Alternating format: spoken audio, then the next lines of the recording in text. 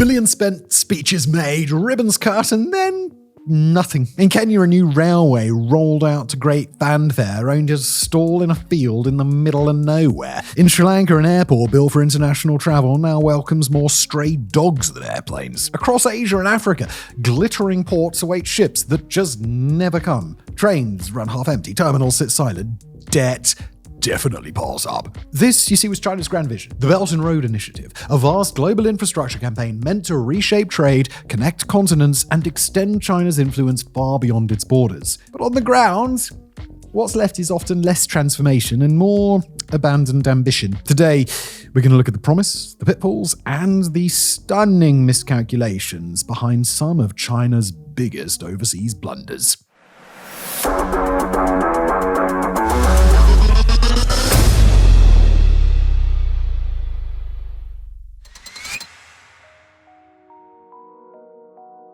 But first, a little background. You see, before we examine failed projects, we need to see the vision that started them. China presented the Belt and Road Initiative as its signature foreign policy drive, designed to reshape global trade and infrastructure on a scale not seen in recent history. In 2013, President Xi Jinping announced a project both historic and bold.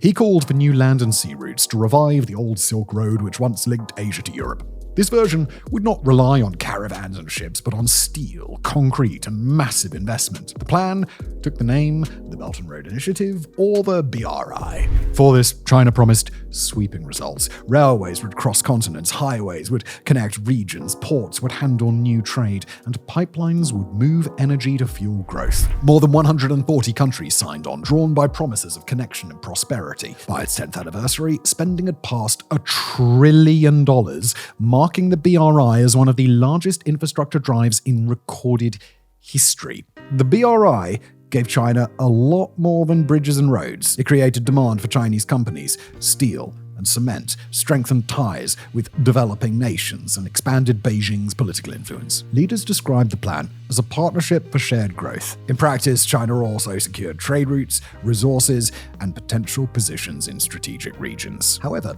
warning signs appeared early. Chinese banks financed projects with large loans that carried tough terms. Overly optimistic studies predicted traffic and revenue that never came. Local leaders embraced projects for prestige, not practicality, while corruption absolutely flourished. On paper, the network looked impressive. In reality, though, it carried risks that soon became really rather obvious. The BRI was never only about construction. It was about politics, reputation, and China's global standing. Beijing sought influence, and partner nations sought growth. Both entered a gamble where expectations soared, but results often fell short.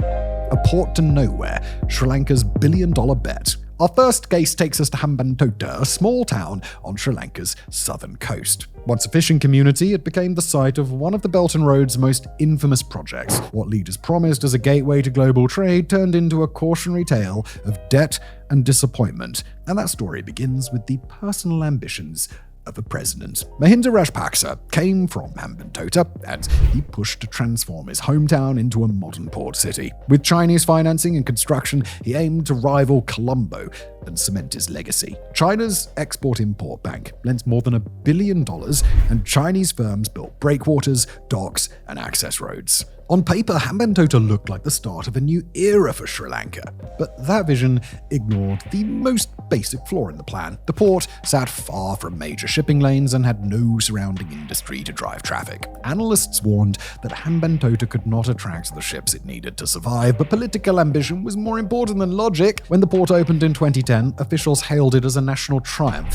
yet the celebrations masked an emptiness that soon became impossible to ignore. Here was the reality.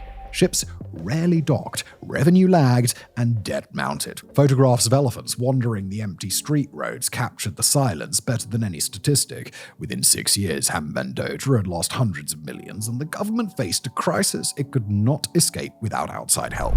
By 2017, Sri Lanka admitted that it could not repay the loans. In desperation, the government handed the port to a Chinese state firm under a 99-year lease. For most people, that's as good as forever. International media seized on the deal, calling it debt trap diplomacy, and those headlines echoed even louder when another nearby project collapsed similarly. The Matala Rajapaksa International Airport opened in 2013 with the same fanfare that once greeted Hambantota port. Built for more than $200 million, it quickly gained a new nickname, the world's emptiest airport, because airlines cancelled routes, passengers disappeared, and at one stage the terminal could not pay its electricity bill. The collapse of the airport underscored the same problem as the port: projects driven by political prestige but detached from practical demand. Together, Hambantota Port and Matala Airport became international symbols of overreach. For Sri Lanka, debt from these ventures fed into the national default of 2022. For China, they tarnished the Belt and Road's reputation, fueling suspicion that loans advanced influence more than development. And for Hambantota's residents, the grand promises of prosperity remain unfulfilled, their town marked instead by empty facilities and unpaid bills. The cracked crown jewel, Pakistan's CPEC gamble.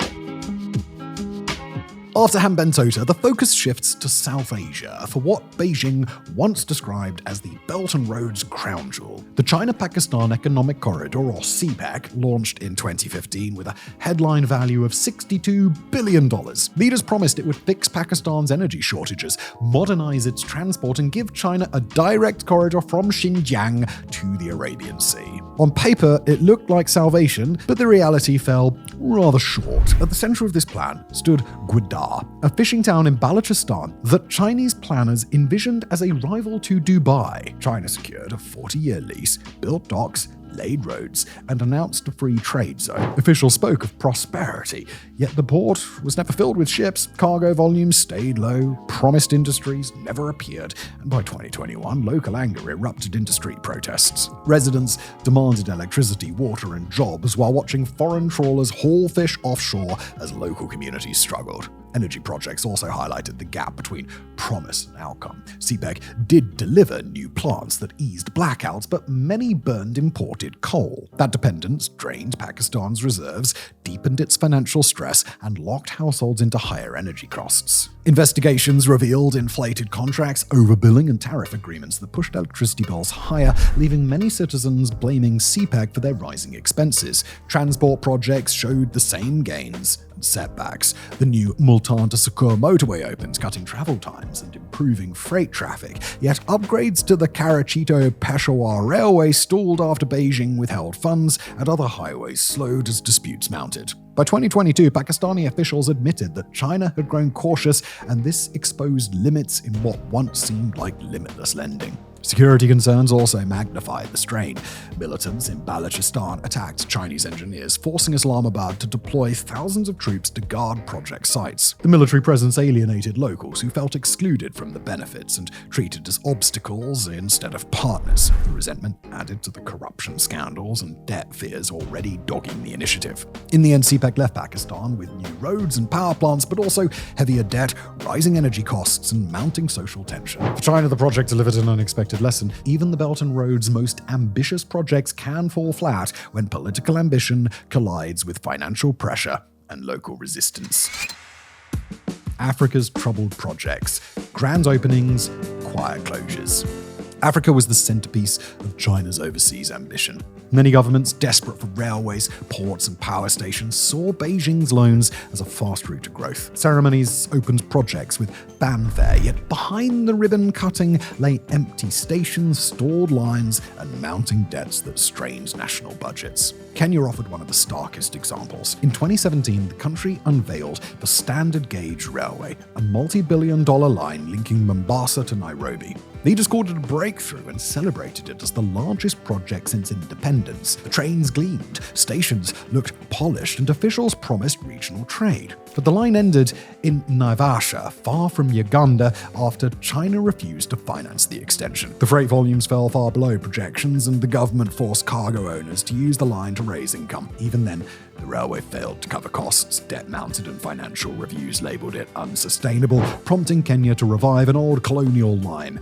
as a reluctant backup. Ethiopia faced a similar disappointment with the Addis Ababa to Djibouti railway completed in 2016. Engineers hailed it as a triumph, fully electrified, running across harsh terrain, and offering a direct link to the sea for a landlocked nation. Yet once operations began, problems quickly surfaced. Frequent power failures stalled trains, signaling faults caused delays, and animals wandered onto tracks, forcing sudden halts. The exporters chose trucks over trains because they were cheaper and more flexible, so revenue sank. Ethiopia soon asked China to extend repayment schedules, and Beijing agreed, but the liners remained financially fragile, proving that technical achievement means little when demand does not follow. Nigeria's story reinforced the lesson. The government sought a full rail overhaul with Chinese loans, but funding dried up when Beijing tightened its purse strings. Even officials admitted openly the projects had stalled, and they scrambled for alternatives. Zambia went even further down the same path. The heavy borrowing for highways, airports, and power plants pushed the country into default in 2020.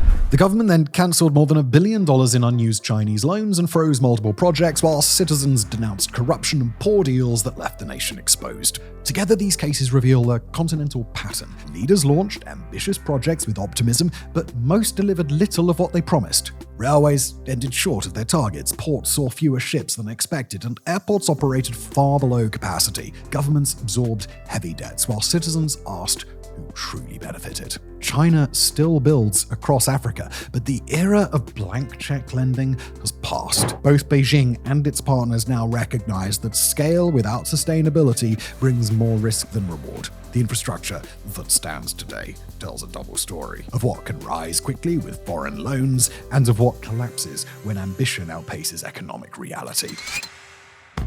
From devotion to doubt, Europe's pushback. China often directed the Belt and Road toward developing countries, but it also extended the initiative into Europe, where infrastructure was already extensive. At first, some governments welcomed new investment and fast loans, but that early excitement soon gave way to doubt as projects revealed their costs more clearly. Montenegro offered one of the first warnings. In 2014, the small Balkan nation borrowed nearly $1 billion from China to build a 41-kilometer stretch of highway. The price tag consumed an enormous share of the country's economy, while construction through mountains and valleys pushed costs higher. When the first sections finally opened in 2022, the road ended abruptly in the hills, far short of its intended connection to Serbia. Montenegro carried the debt, but lacked a finished project. By 2021, its leaders appealed to the European Union for help. Brussels refused to cover the Chinese loan, but offered technical support, turning Montenegro into a case study of how a single highway could threaten the finances of a small state. Italy delivered a different lesson. In 2019, it became the only member of the G7 to formally join the Belt and Road. Leaders promised expanded trade and revitalized ports, but by 2023, exports to China had barely increased, while imports from China grew sharply. Eventually, the frustration spread, and the government chose to withdraw from the agreement. Officials admitted that signing on had been rushed and poorly considered, making Italy one of the first major democracies to declare BRI participation a mistake. Eastern Europe would see further setbacks. Countries that once embraced cooperation with Beijing through the 17+1 platform began to distance themselves. This included Lithuania, Latvia, and Estonia, which all left outright, citing weak results and concern over China's global policies. Poland and the Czech Republic also cooled relations, turning their focus back toward Brussels. This shift eroded China's influence in a region once seen as fertile ground for outreach. Together, these examples showed that the Belt and Road could falter even in Europe. Montenegro took on unsustainable debt for an unfinished road. Italy regretted its signature, and Eastern Europe abandoned cooperation. For China, the pushback in Europe proved especially damaging because it revealed that money and construction alone cannot secure influence without passing the tests of political scrutiny, economic performance, and institutional oversight. Why these projects failed. Now, by this point, we begin to see a pattern. Failure is clearly an option. Ports, railways, highways, and airports have been launched with bold ceremonies and political speeches, yet many now stand half-used or nearly empty. On the surface, it looks like a string of bad bets, but a closer look shows that these projects often carry different purposes than the glossy brochures suggested. Their outcomes reveal a set of recurring themes that cut across continents. Many host countries signed contracts that their economies could not realistically support. A billion-dollar port or high-speed railway link might look impressive, but the debt attached to it weighed heavily on fragile national budgets. When revenues fell short, loans from Chinese state banks became crushing burdens. Sri Lanka's Hambantota port is the most famous example, but similar debt problems emerged in Kenya, Zambia, and Pakistan. The economics often look shaky from the beginning, yet projects move forward anyway. Infrastructure only works when there is a genuine need. A railway requires steady freight, an airport requires flights, and a port requires shipping traffic. Too often these fundamentals were ignored. Hambantota was off the main shipping lanes. Kenya's standard gauge railway stopped in Naivasha instead of reaching Uganda, cutting it off from regional trade, and Montenegro's highway remains an isolated stretch ending in the mountains. These were not failures of construction. They were failures of purpose. Another reason lies in how the projects were negotiated. Many contracts were signed behind closed doors without transparency or independent review. Inflated costs suggested money was siphoned to officials or politically connected firms. In Pakistan, power plants were priced so high that citizens ended up paying inflated electricity tariffs. In parts of Africa, loans were approved for projects that made little economic sense but offered political leaders prestige during elections. In this sense, some projects were never meant to be profitable. They were designed as monuments to political ambition.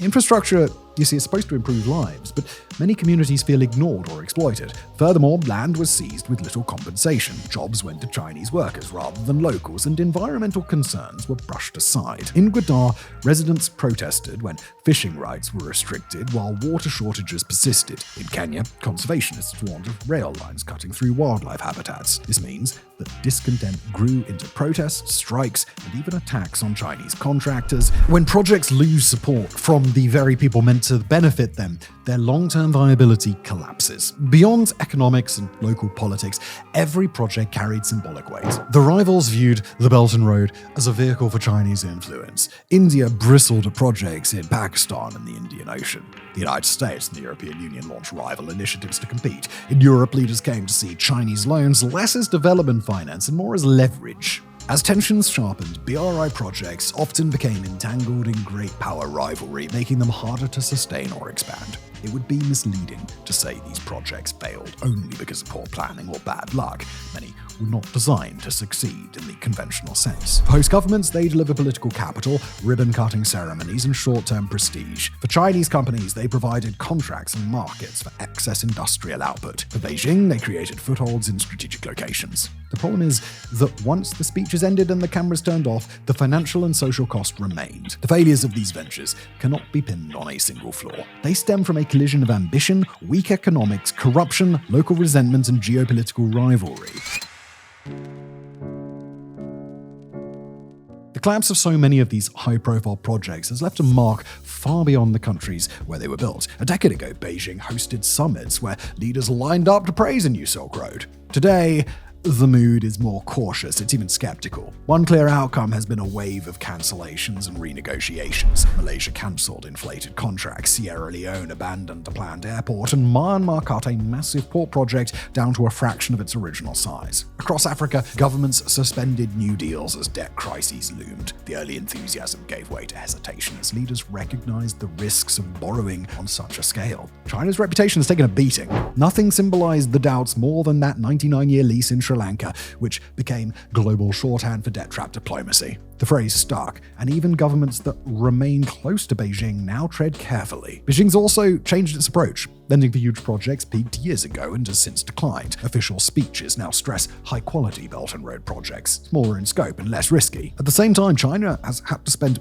billions on bailouts and debt restructuring, tying up funds it would rather use elsewhere. The failures created an opening for alternatives. The European Union launched its Global Gateway, and the G7 unveiled the Partnership for Global Infrastructure. Whether or not they can match China's scale is uncertain, but their presence gives other countries more bargaining power. Perhaps the most lasting impact is a shift in mindset. The Belt and Road revealed how quickly excitement can turn to regret when projects lack economic logic. The lesson has spread. Debt, transparency, and sustainability now dominate.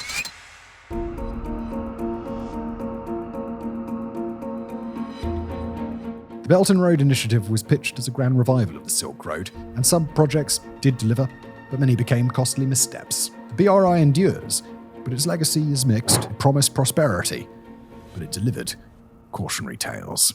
Thank you for watching.